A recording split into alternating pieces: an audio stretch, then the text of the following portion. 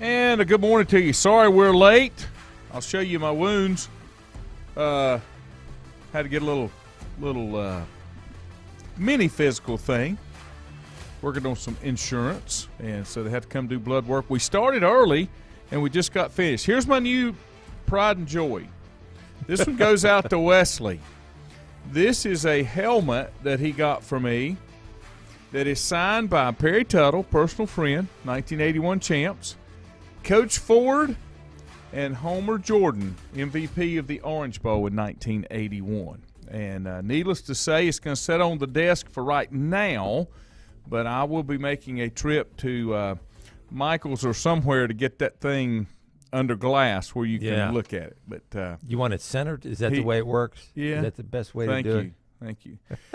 He overpaid, but I appreciate it. I really do. That's one of those treasured things. And that may not mean a whole lot to somebody else, but one teammate, my head coach, on the helmet, I'll take it. So thank you, son. I appreciate that. Now I got to get. Did that come in the mail? Did he hand deliver it? Oh, there was no way. He had to watch my face when I opened it. He came up yesterday. I'd made some shirts for his wife, and he came up yesterday, and so that he could see, because he kept saying, "I got you something, but I want to see your face when you open it. I got to see your face when you open it." So he had to bring it up and show it Very to cool. me yesterday. Yeah. So let's see here. It's directly Richie, across. good morning. Are the Clemson uniforms now much bright? You have a shirt back there, number 7. Is that it's a bright orange as opposed to this? Have the color schemes changed all that much? I think it's just who manufactures them. Gotcha. Honestly. Gotcha. We were closer to this. Okay. They bought me that for Christmas just because I'm hanging this stuff up, and they could get me one with my number and my name on it. And that, just a nice thing to hang up here in the shop. So it was good.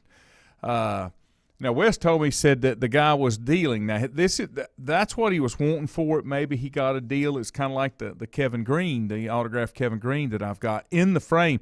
The frame probably cost what I paid for the whole jersey, but this was a guy had it on.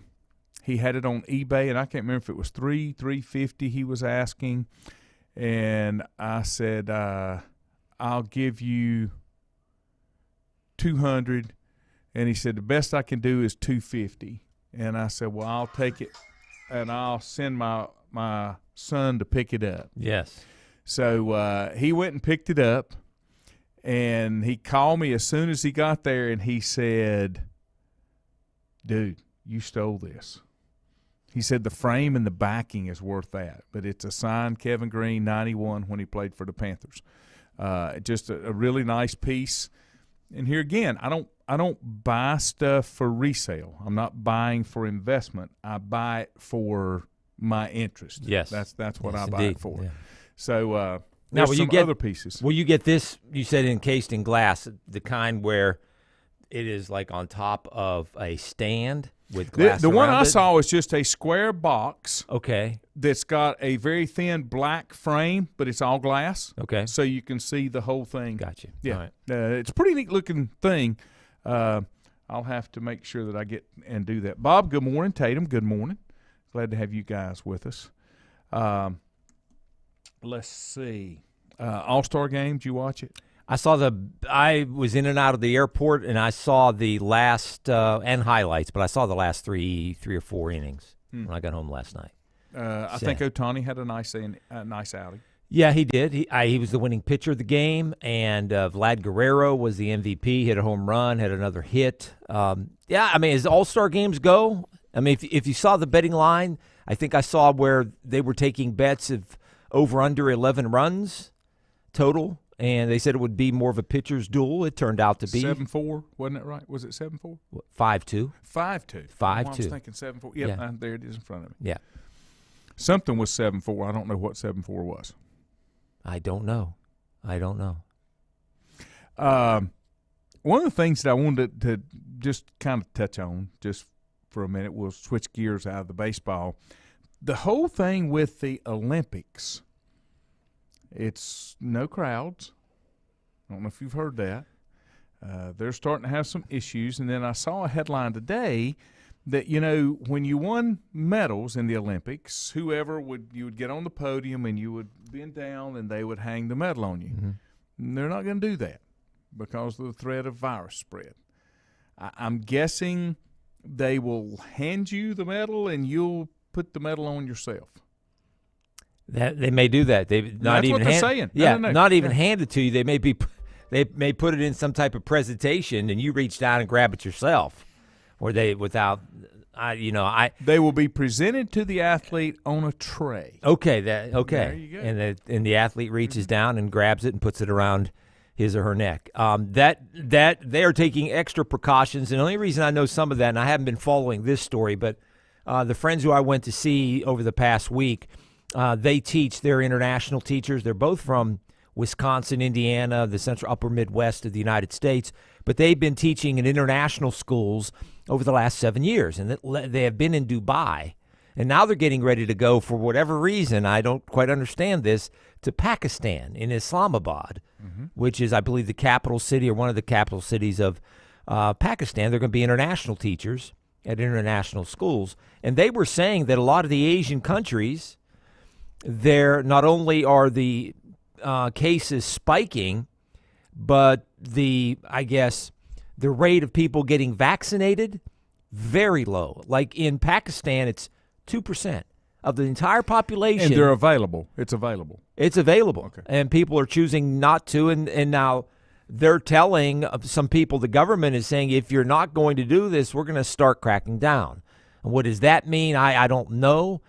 But 2% of a population of a country that's 190 million people is, that's kind of scary. And some of the other Asian countries, they're doing the same thing. So China is just being very, overprotective and taking precautions and doing that because so many athletes from all around the world are descending on Japan. So I guess they're going above and beyond and being extra careful in putting on these games.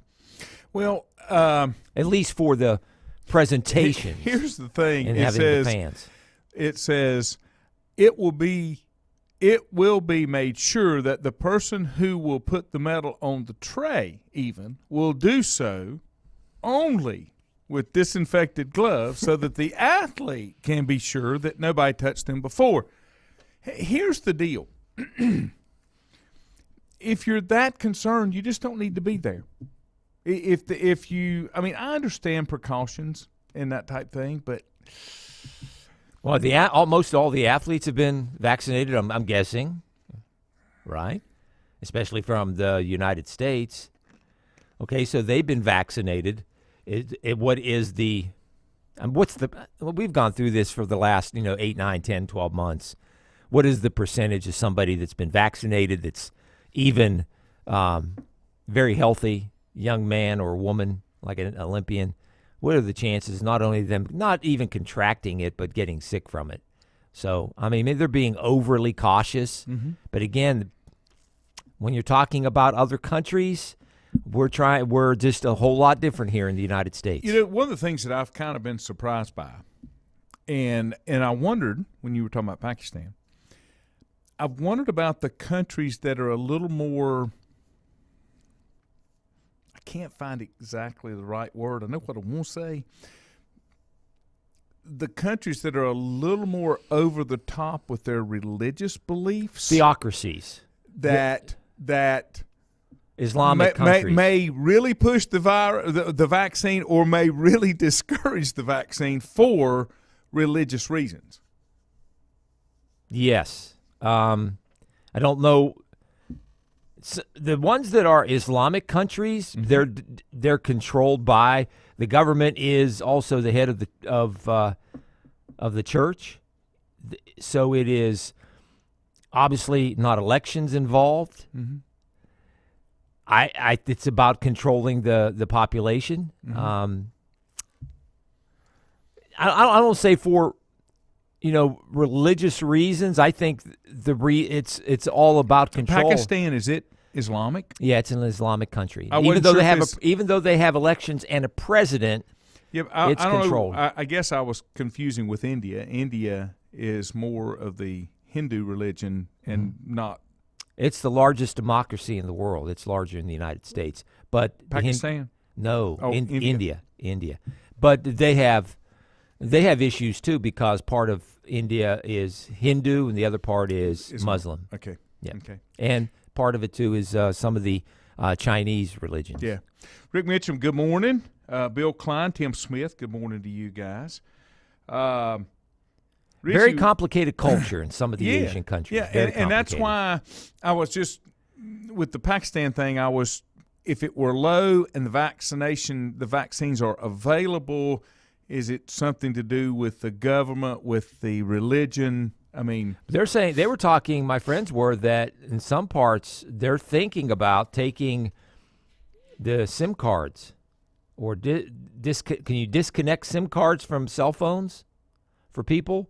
Because this is all that they really, this is their most important and valuable item in their life.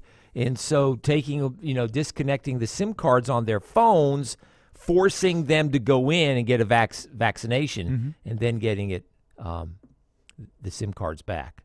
Milton, good morning. T. Wills, good morning. That's kind of over the top, right? But in the countries where the government really has the thumb on top of you, they do. I wouldn't see that it would be an issue. This is what you're going to do, and that's what you're going to do. Yeah. Maybe I'm wrong. I don't know. That's why in some of those countries I'm a little surprised that it's that low. Yeah. 2% of 190 million people. That is not a lot. I saw something go back to the All-Star game last night. Richie said Guerrero, when he blasted that home run, he may have the best swing in baseball right now. But one of the off-the-wall topics from the All-Star game, and I can't remember who made it, was they hated the uniforms. Yeah, which one was in the All-Star game? They don't wear their own team uniform. They have been in the past. I think they got a deal with Nike where they designed their own hats. Because I thought I'd missed something here, because I thought I know in football when you do the Pro Bowl, you wear your own helmet. You've got a jersey, but you'd have to. Same thing with basketball. But in baseball, you shouldn't. And they've gone back and forth. But that was maybe earlier, years ago, where they wore their team uniform. But they had a specially designed uniform in the American and National League, and I can't remember. One of them was white. The other was I hate to say this, but it was a Union. I think it would look like a Union from the Union soldiers. And I think that's where part of it was coming from. It was a blue. It was a blue, yeah. Otani was in it. Well, right there. Okay. Yeah. Yeah, so that was the American League was in blue, National League in white. They were the home team, I guess, since the game was in Colorado. I mean, as all-star games go, it was pretty good. They had great crowd, home runs, good pitching, went along rather quickly. I thought a couple of parts that I saw one part in the airport in Madison, Wisconsin, that they were interviewing some of the players who were out on the field. They interviewed, I guess, one of the infielders. They interviewed Ozzie Albies, the second baseman, the Atlanta Braves second baseman for the National League. They had him mic'd up while he was out there, taking ground balls. I like that. Yeah, and I like that. And then they interviewed an outfielder as well. It would depend on the person they were interviewing, but it worked. I mean, I like that. It brought you kind of closer to the game. Kenny Weaver, good morning. Richie said it's a Nike thing now. Yeah, Nike is doing a hometown jersey thing. Most of them are not good looking. The jerseys were weird looking, and that's kind of what I was hearing. Now, staying in the baseball vein, okay. Is there something? Did that lady, that nurse, do something? Because you're talking all this baseball, so already something it's the happened? Weird stuff. It's the weird baseball stuff. Okay. How about Oakland is in the process of maybe losing all of their professional sports, as the A's may be moving to Vegas? Have you heard that? Yes, and that would be. Would you want to play baseball in Vegas in July? Well, it would not be. I'm guessing it'll be in a stadium that's indoors. I would hope so. Yeah. But they've had a AAA team there for a number of years, and they play all the games at night. But it would be extremely hot. Major League Baseball Commissioner Rob Manfred placed added pressure on East Bay officials on Tuesday, intentionally or not, saying the process of keeping the Oakland Athletics from relocating is at the end, and stating that this is the decision point for Oakland as to whether they want to have Major League Baseball moving forward.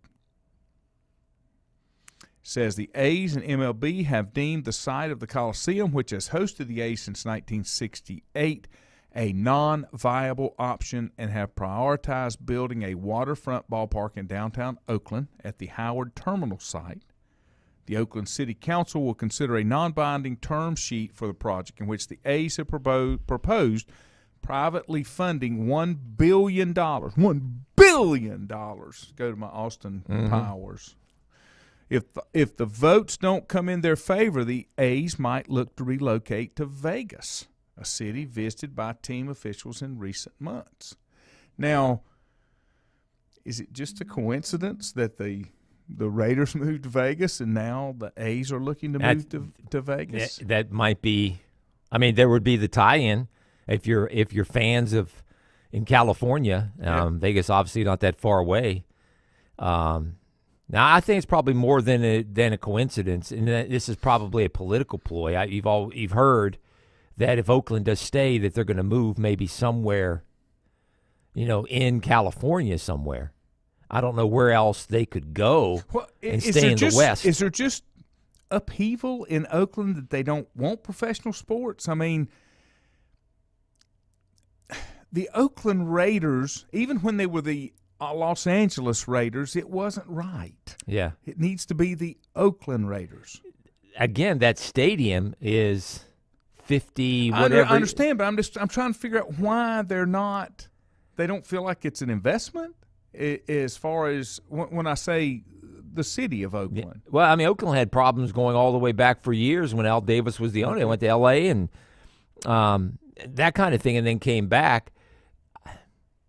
I'm sure it has to do with the political climate in Oakland. There's got to be something going on. If you got two major sports teams that's been there forever, you might as well say. And maybe I don't know what the population, if it's growing in Oakland, but Milton's got the answer. Right across the bay in San Francisco. Milton's got the answer. Okay.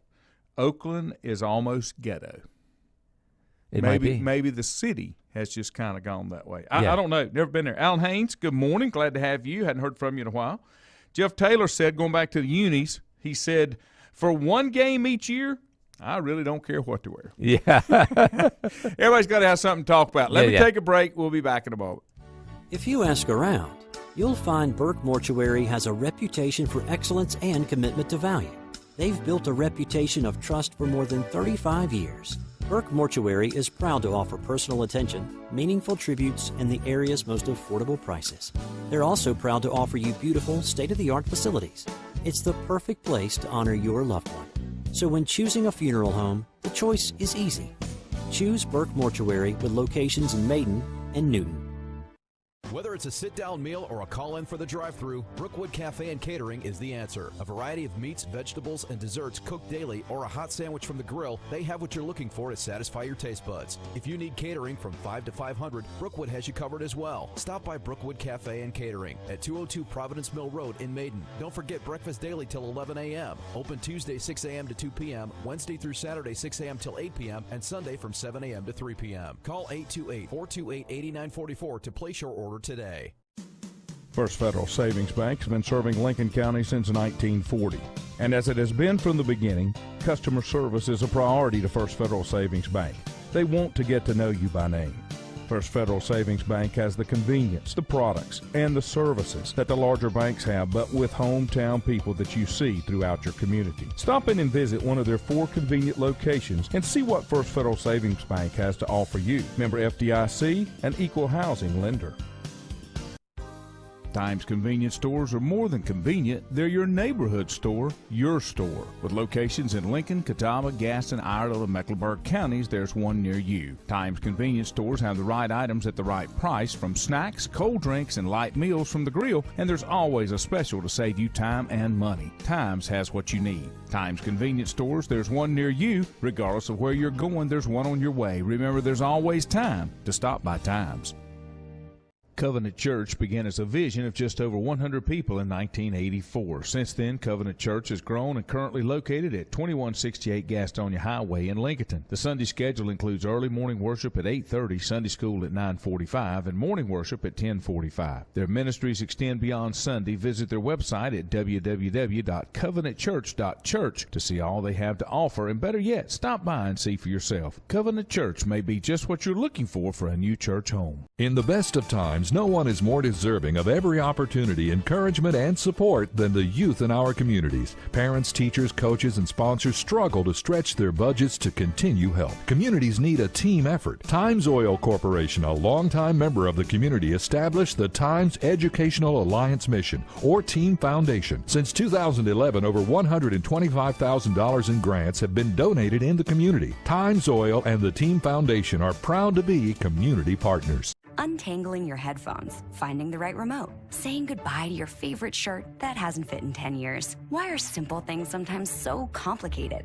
Thankfully, with Auto Owners, insurance doesn't have to be one of them. Auto Owners works with independent agents who live in your community and answer when you call, so you can worry about more important things, like finding a new favorite shirt. That's simple human sense. Call Mooney Insurance in Maiden or East Lincoln Insurance in Denver, or visit mooneyinsurance.com. Stifel Nicholas now has an office in your community. Stifel Nicholas is a full-service organization offering a wide range of investment vehicles and services. These include money market funds, CDs, stocks, bonds, mutual funds, annuities, retirement plans, and managed accounts, to name a few. Our financial advisors will sit down with you and help you tailor an investment plan, explaining strategies and investments which may help you achieve your personal goals. Call 4 Rembert today at 828-624-7300. Stifel Nicholas, member SIPC and the New York Stock Exchange.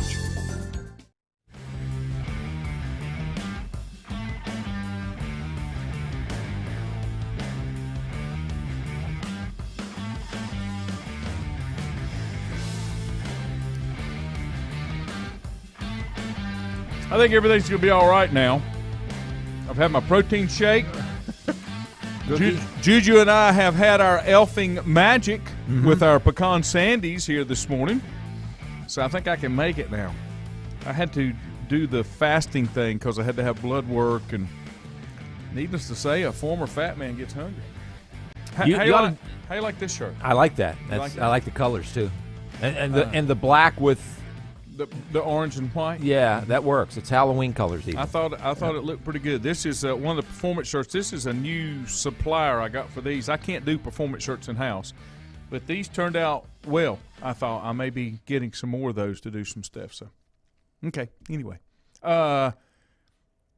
your shirt has one of the new suppliers on it. Okay. That's I like that. A new supplier there. Thank you. Yes, indeed. And I picked up a Wisconsin shirt that's black. I guess it's a performance shirt. It's a quick dry, whatever they're called, and it's a long sleeve. It has the red W right in the center, which is really, really good looking. A lot of shirts, a lot of folks have gone with that. Maiden's got some of those. They have they're like a Nike pullover. Yeah. And even might be short sleeve. And then they've got the logo or emblem here. Now, me, you can see in the back. Yes. I like what's called the locker tag. I like the big logo in the front and the locker tag in the back more so than I like a left chest with a big design on the back. I like the locker tag. Okay. Just me, just a personal thing. Everybody has their own. You're right. Everybody has their own. Yeah, that's right. Bill Bender usually joins us on Friday. He was on vacation last week. He's out of town this week and not going to be joining us today. Can I a little bit of a gripe?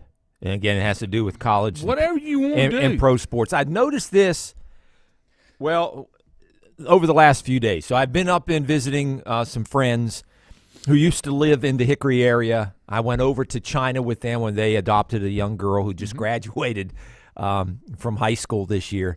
They're the ones that teach internationally. But anyway, they're both from Wisconsin and Indiana, and I went to visit them over the weekend and got back last night. So I had to go through the airports from Charlotte to Madison, Wisconsin, Madison, then to Charlotte. And I noticed, and because it's the time of the year, when I landed in Wisconsin, in Madison, as soon as you hit the airport, you come out at the gate and you're walking down to get your stuff. They have 2 or 3, I call them bookstores, okay? And it's like walking into a sporting goods store. They have the Milwaukee Brewers. They have Madison, University of Wisconsin football jerseys. They have T-shirts, everything. And just blows your mind all the stuff that they have. And all the sports. They have Milwaukee Bucks jerseys and everything. In the airport now. You come to Charlotte, and you go and you see the Charlotte airport, you see jerseys that say, or not jerseys, but T-shirts, North Carolina or Charlotte, North Carolina. No pro sports, no identity at all. No Charlotte Hornets, no but Panthers, nothing. That Charlotte is not a pro sports town. I mean, that was always the thing why people thought the NBA and the NFL may not work, because it's a college town. Well, I mean, Madison, Wisconsin is a college town, but they had, obviously, besides Wisconsin, they had Green Bay gear. They had Milwaukee Brewers gear. I mean, they had it all. How was the weather? Richie said the weather's great this time of year. It is. It was in the 70s. It was mid-70s, mid to upper 50s in the mornings. Yeah. And we were, Madison is in the south central portion of Wisconsin. We did drive up to Green Bay and went on the tour of Lambeau Field. And Green Bay there wasn't a cloud in the sky on Sunday, and it was 74 degrees. Wow. Nice. Very nice. Yes. Miss Kay, good morning. Ford, good morning. Sue Travis, good morning. And I would recommend anybody that's a fan, pro football fan, or even a Packers fan or a football fan, take the pilgrimage to Green Bay, because they give tours 24/7. Well, not 24/7, 365 days a year. Okay. All day long. They were telling us that there's 60, 65 people, tour guides, and they go and they rotate. But they do anywhere from 15 to 20, I guess. 15, I guess they do about anywhere from 300 to 500 people a day in the off season of tours, of people going in. And then the Saturday before game day and Sunday, even all the way up until like 10 o'clock, they do these tours, and they're just amazing. An hour and a half, and it's like clockwork. They bring you in, they talk to you, they show you around the stadium. You go through the history. They ask questions. You go down on the field. You go all the way to the very top. It is just amazing. It's like a pilgrimage to Lambeau Field, and how it has expanded over the years. They talk about how the Packers became the Packers. They have the stock shares. They started them in 1923. So they had this bright idea of, because they were about to lose the team, to start these stock shares to offer. Can you still buy? Whenever they have another public offering. I don't know when the next one is. I got mine in 1997 for $200. And I don't know, and they had a list of the last time they did it, I believe, was in 2011, and the money that goes in the past has gone there to upgrade mainly the stadium. And the reason I asked it was that looked nice on the wall. I'd like to have a certificate just to hang I'll give you mine. A stock certificate. No. It is, and they had a board meeting, a stockholders meeting. So that was a good way to get up there and visit, and then go through have the tour. But yeah, it's 1923, 1930. Once again, in the 50s, 70s, I think there have been like 4 or 5 different stock sales. And the last one was in 2011. Okay. I'll have to look into that. Addison, good morning. I'm assuming you're at school. That's good. I like that. Richie said the airport's a small sportswear shop. Yes. Yeah. Now, let me tell you, I told you that I have been up. I didn't fly into Wisconsin. I flew in to Minneapolis, because where I went was just below Eau Claire, Wisconsin. But you flew into Minneapolis. That was the closest major airport, because it's further north. And then it was like a 120-mile drive down to Eau Claire. And then the little town that I went to was a place called Augusta, Wisconsin, which was another 8-10 miles south of Eau Claire. There's nothing in Augusta but a Bush Brothers canning plant. Okay. That's what's there. It's a little Amish town. And the biggest thing that I noticed, and we went up, I had to go up for 2 weeks, and it was the 2 weeks after Thanksgiving one year. And the things that I noticed about the airport, talking about the airport, when you went into the Minneapolis airport, when you got off, there's, like you were saying, there's always displays and welcome to, that kind of thing. Do you know what was all over the airport up there that is different from what you would see here was snowmobiles? Oh. Here you would see wave runners and stuff. Yeah. It's Charlotte Airport because of Lake Norman. But up there, you saw snowmobiles. Yeah. Even though Minnesota, the land of 1,000 lakes. Yeah, but too cold. Yeah. One of the things that I did not get to do, like I said, it was the 2 weeks after Thanksgiving. I did see snow on both trips. There wasn't enough snow that you could start with the snowmobiles. But like here, where people would ride four-wheelers and those type things, up there, it's all about snowmobile trails. Okay. They were everywhere. And then the other thing, and I've mentioned this before, that I thought was quite unusual was it was the first place I'd ever been to that had electrical outlets in the parking lot. So you could plug your car in when it was so cold to warm the block so that it would start. Okay. And going back to the American Century Championship that was out at Lake Tahoe this weekend. I'm sorry, not that one. The match where Phil and them played in. It was up in Big Sky, Montana. It doesn't get dark till 10:30, quarter to 11 at night in the summertime, in the middle of the summer.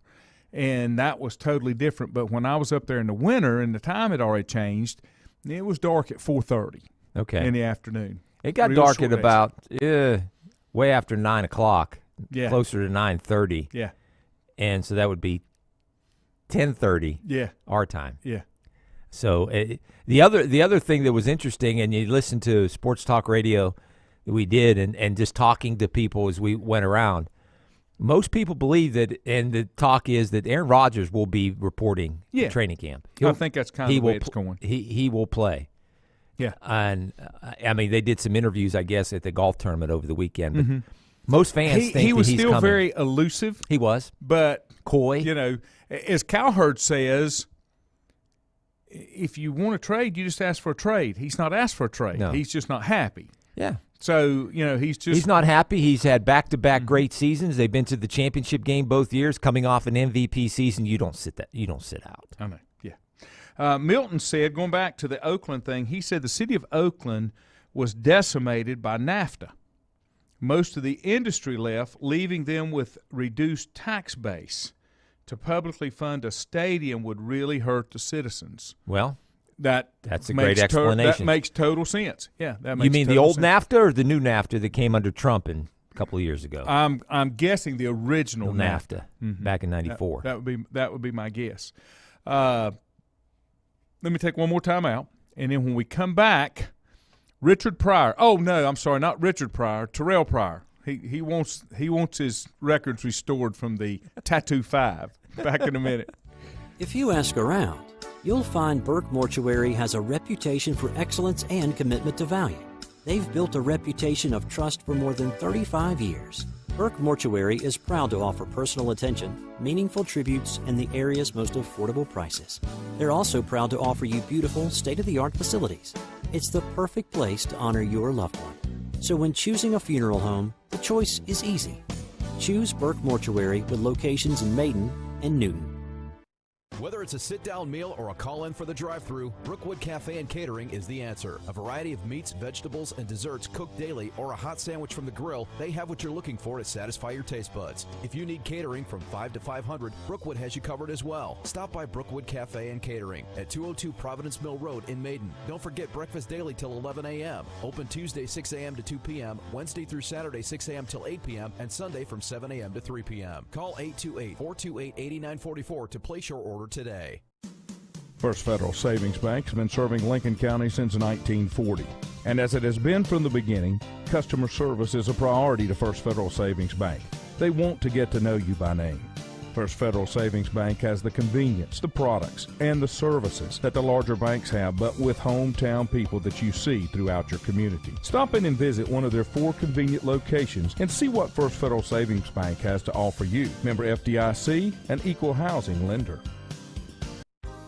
Times convenience stores are more than convenient. They're your neighborhood store, your store. With locations in Lincoln, Catawba, Gaston, Iredell, and Mecklenburg counties, there's one near you. Times convenience stores have the right items at the right price, from snacks, cold drinks, and light meals from the grill, and there's always a special to save you time and money. Times has what you need. Times convenience stores, there's one near you. Regardless of where you're going, there's one on your way. Remember, there's always time to stop by Times. Covenant Church began as a vision of just over 100 people in 1984. Since then, Covenant Church has grown and currently located at 2168 Gastonia Highway in Lincoln. The Sunday schedule includes early morning worship at 8:30, Sunday school at 9:45, and morning worship at 10:45. Their ministries extend beyond Sunday. Visit their website at www.covenantchurch.church to see all they have to offer, and better yet, stop by and see for yourself. Covenant Church may be just what you're looking for a new church home. In the best of times, no one is more deserving of every opportunity, encouragement, and support than the youth in our communities. Parents, teachers, coaches, and sponsors struggle to stretch their budgets to continue help. Communities need a team effort. Times Oil Corporation, a longtime member of the community, established the Times Educational Alliance Mission, or Team Foundation. Since 2011, over $125,000 in grants have been donated in the community. Times Oil and the Team Foundation are proud to be community partners. Untangling your headphones, finding the right remote, saying goodbye to your favorite shirt that hasn't fit in 10 years. Why are simple things sometimes so complicated? Thankfully, with auto owners, insurance doesn't have to be one of them. Auto Owners works with independent agents who live in your community and answer when you call, so you can worry about more important things, like finding a new favorite shirt. That's simple human sense. Call Mooney Insurance in Maiden or East Lincoln Insurance in Denver, or visit MooneyInsurance.com. Stifel Nicholas now has an office in your community. Stifel Nicholas is a full-service organization offering a wide range of investment vehicles and services. These include money market funds, CDs, stocks, bonds, mutual funds, annuities, retirement plans, and managed accounts, to name a few. Our financial advisors will sit down with you and help you tailor an investment plan, explaining strategies and investments which may help you achieve your personal goals. Call 4 Rembert today at 828-624-7300. Stifel Nicholas, member SIPC and the New York Stock Exchange.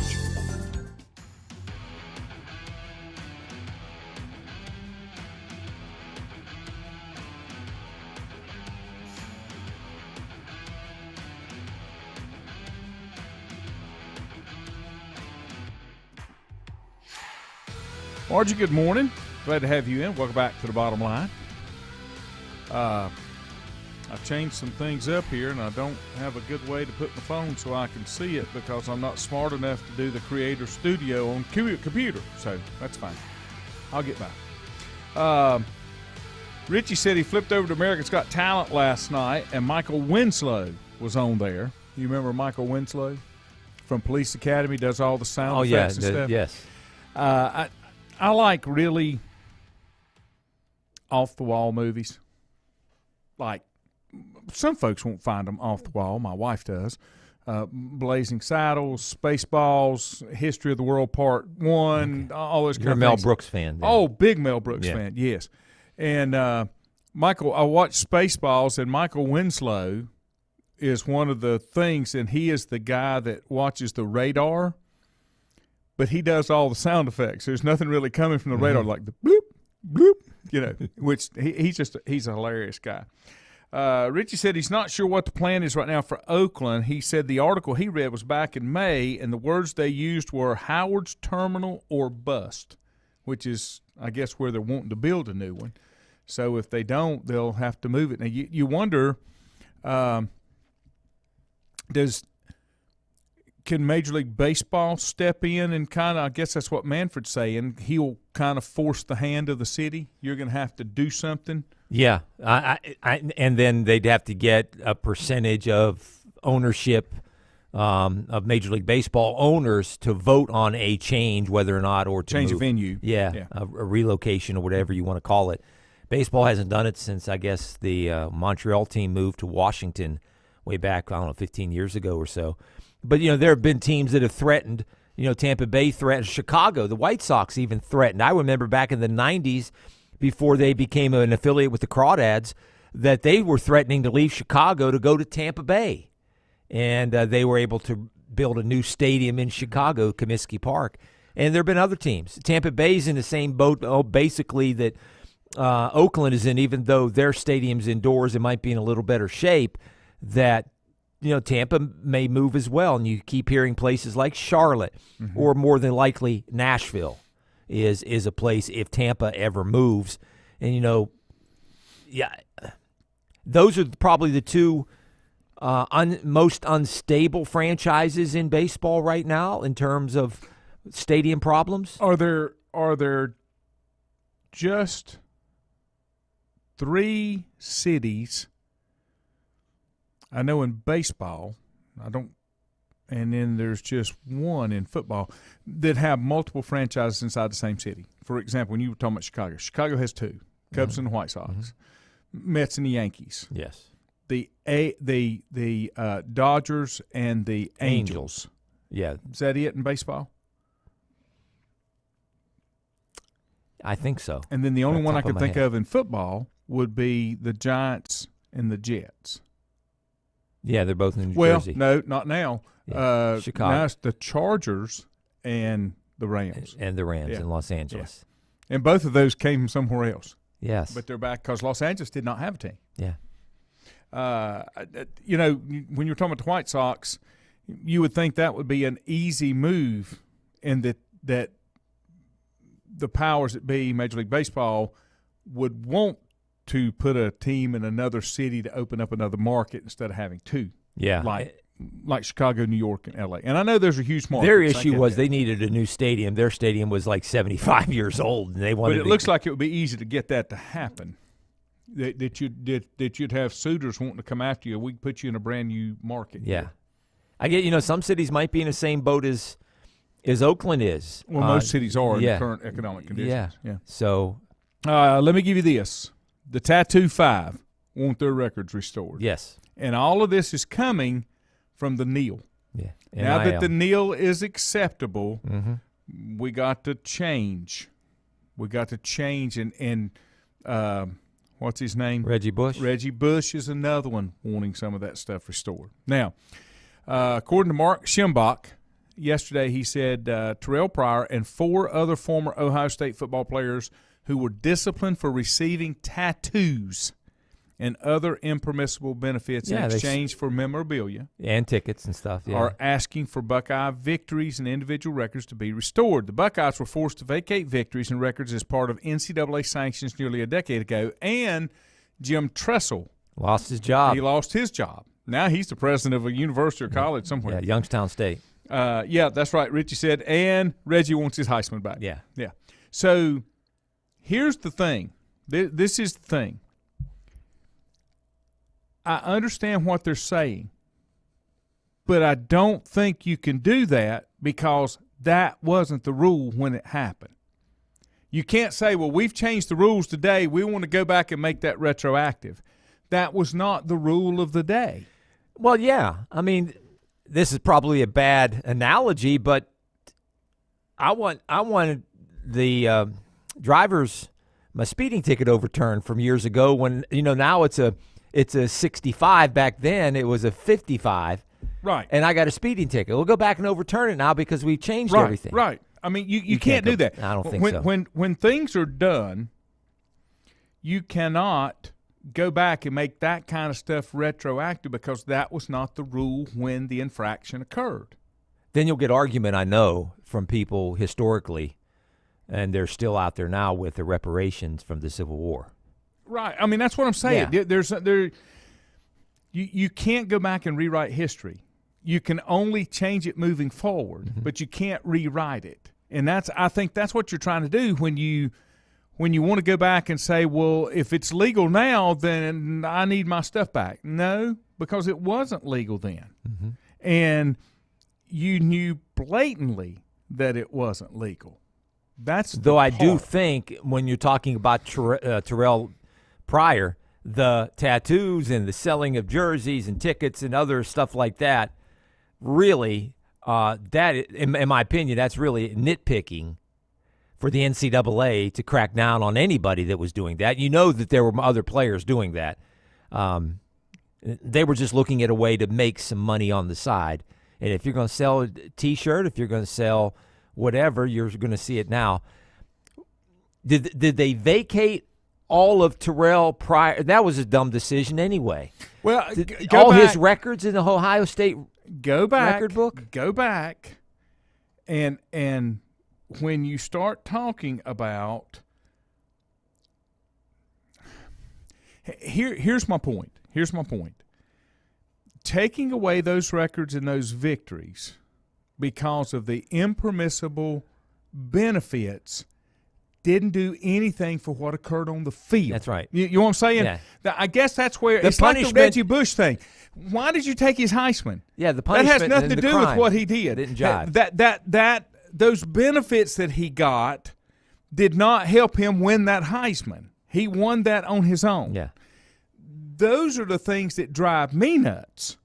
And I'll give you the other example. Why didn't the Heisman Trophy committee just give him the Heisman Trophy back and say, here, you earned it? I've never understood that. Just like when has nothing to do with the NCAA. Clemson won a conference championship one year because Georgia Tech had victories vacated because of something they did. Doesn't matter.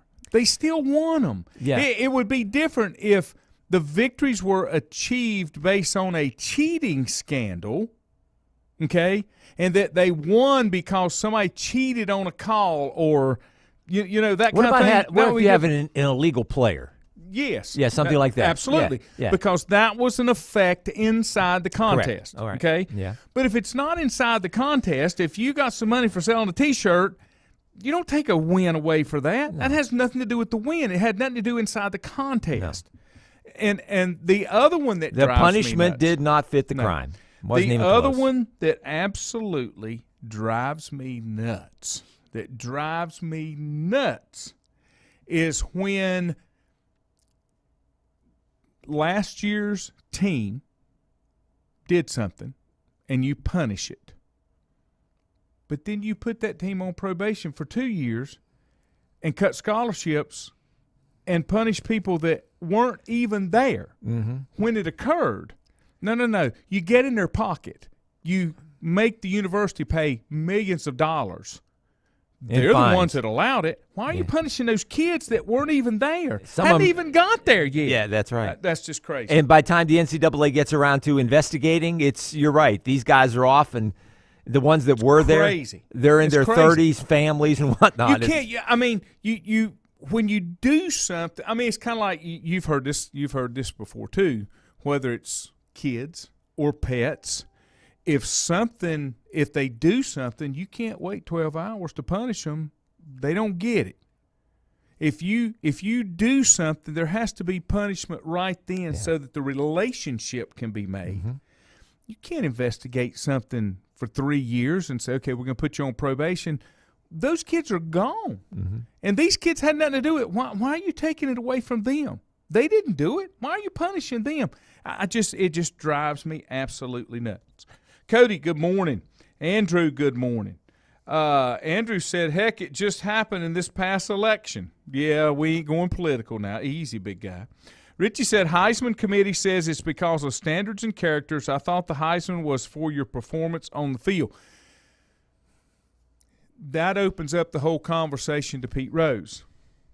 And why Pete's not in the Hall of Fame had nothing to do with the performance that he had when he was on the field. His personal performance.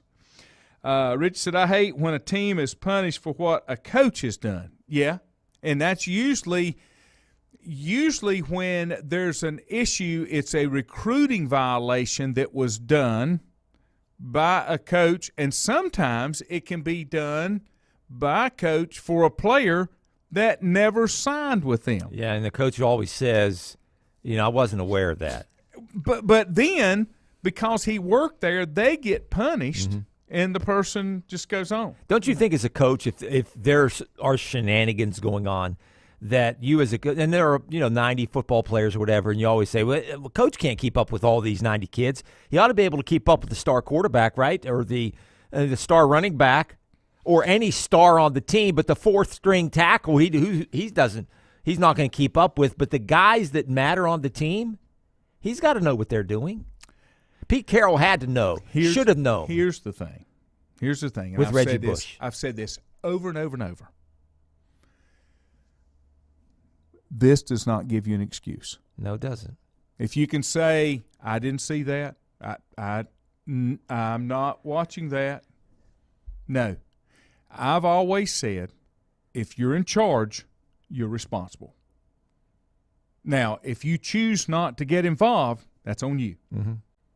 But if something happens on your watch for something that you're responsible for, you should be held accountable. The whole Chapel Hill scandal that went down with the fake classes and all that stuff, I don't care that you say, well, I don't get involved on that. Well, you should. Yeah. You should. Especially if you got 12 or 13 kids on scholarship, you should know what I each don't care and every if it's football. There's 120 of them. You can't do 120. You do the guys that matter. You have somebody on your staff. Well, yeah, they're going to have to do it now. You have somebody on your staff, and that somebody on your staff makes sure that you're aware of it, so that if something happens, you're going to be held accountable. The part that always nothing's going to happen to a fourth string lineman. I understand, but it's going to happen to the star back or quarterback. But what I'm saying is, you should make it a part of your job to know what's going on inside of your program, because with the star players, with anybody, anything that goes on inside of your program is a reflection on you as their leader. Yeah, but again, I don't care if it's the fourth-string tackle; he's still one of your kids. And if he screws up, it should be a reflection on you. I understand what you're saying. You're saying you have the same rules for everybody. Absolutely. So Sorry. You can't. Yeah. You think Jimmy Johnson had the same rules for Troy Aikman as he did for? It's just like it's just like the players that make the major contribution can get by with more. Yeah. Yeah. So you're in a football meeting room, and the third-string tackle falls asleep. Mm-hmm. He gets cut. I know. Yes. Okay. Yeah. How about if Troy Aikman falls asleep? Jimmy walks over and taps him on his shoulder and say, "Hey, Troy, wake up." That's what happens.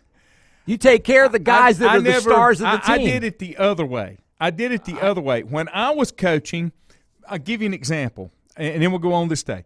I had a kid that was a starting running back that got suspended for a day on my JV team.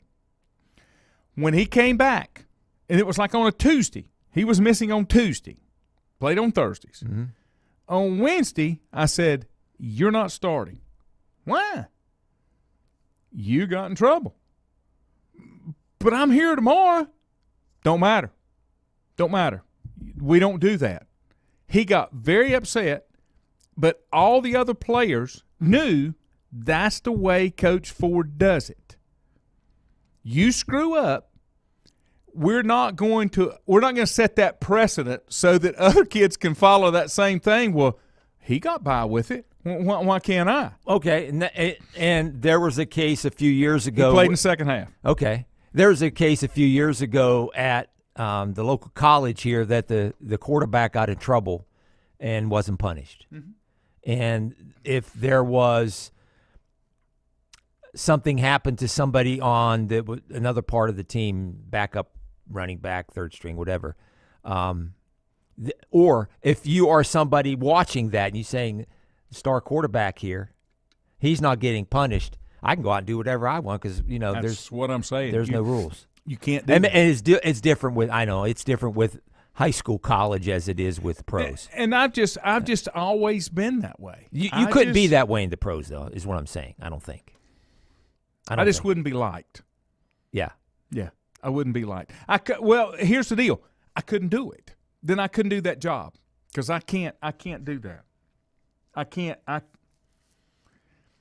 If something is wrong and against the rules and a bad reflection on the team, I can't in good conscience turn my back and let that guy Well, do okay, it. yeah, I mean, generally speaking, in that scenario, yeah, I agree with you. Yeah. On this day.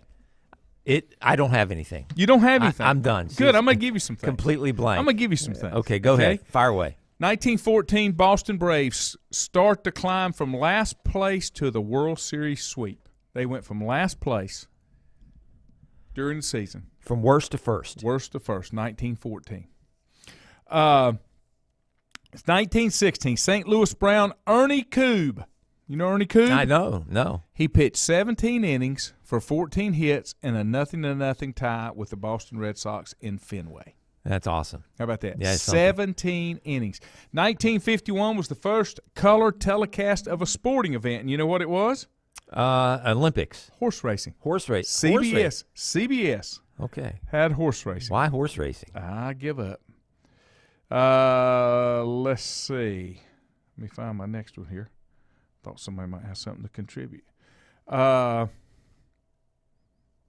on, give me more events. I'm sure there are a lot of stuff in and around involving the All-Star game. 1946, Cleveland's Lou Boudreau hit 4 doubles and a home run, but the Red Sox win 11-10 with a Ted Williams 3-run home run, with Ted Williams 3 home runs and 8 ribbies. Okay. So 46, that would have been the year after the war ended, so baseball was getting back to normal. Let's see. Hank Aaron, 1968, hits his 500th home run off San Francisco Giant Mike McCormick. 1968. Cody, that's Cody's little, whatever you call him. Your little stuff, your picture. He's got Hammer and Hank. Oh, He's got number 44. Okay, I'm assuming that's Hank. Yeah. Let's see. And there were guys this week at the All-Star game that wore, especially in the Home Run Derby, that wore 44 in honor of Henry Aaron. The guy that plays for the Nationals did that today. 1974, Billy Martin's the first American League manager ejected by an umpire from 2 games in the same day. Wow. That's a good one. I like that one. 1978, umpire Doug Harvey ejects Don Sutton after discovering 3 scuffed balls. That makes him dance. I don't know if you heard this on Cowherd. Smoltz said that he feels like baseball is going to come up with some type of a substance. He said there's not a batter in Major League Baseball that doesn't want a pitcher to have control. That's right. They just don't want to be over the top. That's right. Yeah. He used to have a little dab would do you at the beginning of an inning, but it would go quickly. He would put it on the rosin bag. And he said in the summertime, you ought to be able to handle it with the rosin bag and sweat. You should be able to get enough. Make something sticky. Yeah. He said, but if it's cold and you can't get no spit, he said, when he played, you could not go to your mouth. No, you could not. That was a rule. And I don't know when they got rid of that rule, but yes, that was the case. Yeah. 1987 Rookie of the Year Award is renamed the Jackie Robinson Rookie of the Year Award. 1988, Mike Schmidt passes the great Mick with his 537th home run and goes into 7th place. 1992 MVP in the All-Star game, Ken Griffey Jr.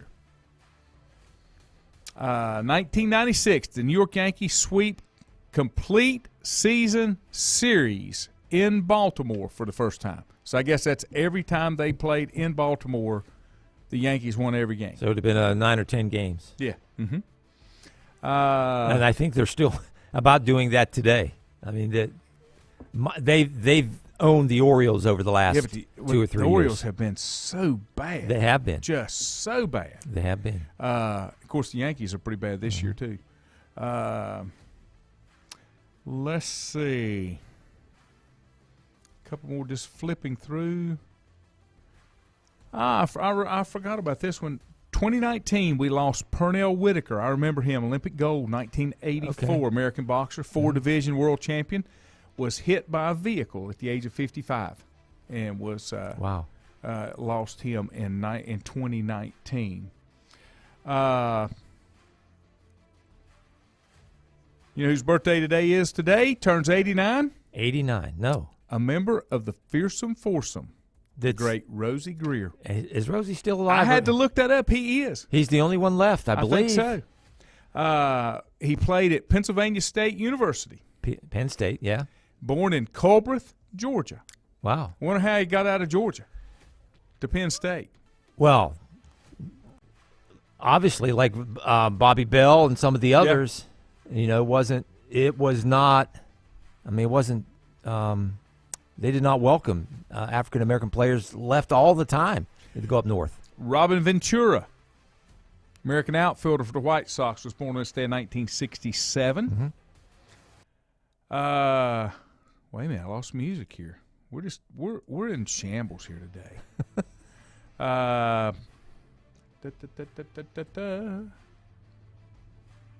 McGregor. Conor McGregor was born on this day in 1988. Is he Dublin, Ireland. Is he going to retire now? Did he lose the other night? Yes, he broke his ankle. Yeah. Yeah, that's how he lost. Was he broke his ankle, couldn't continue. That's all I got. Rick Barnes signed an extension yesterday, basketball coach at Tennessee. How old's Rick? 60. He might be 66. Okay. Something like that. 65. Anyway, his extension is going to go for another 5 years. Going to put him at 71.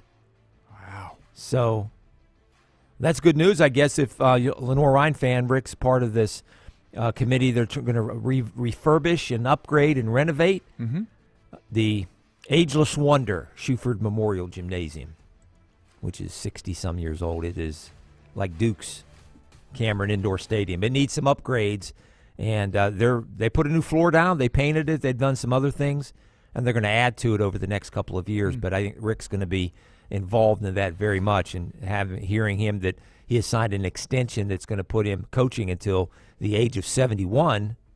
Is the that's court good named news. after anyone in the gym? Yeah, John Lentz, the longtime basketball coach. They named it after him a couple of years ago, a couple of years after he retired. Okay. All right, that'll wrap it up. See you tomorrow. Have a good day. Don't overheat.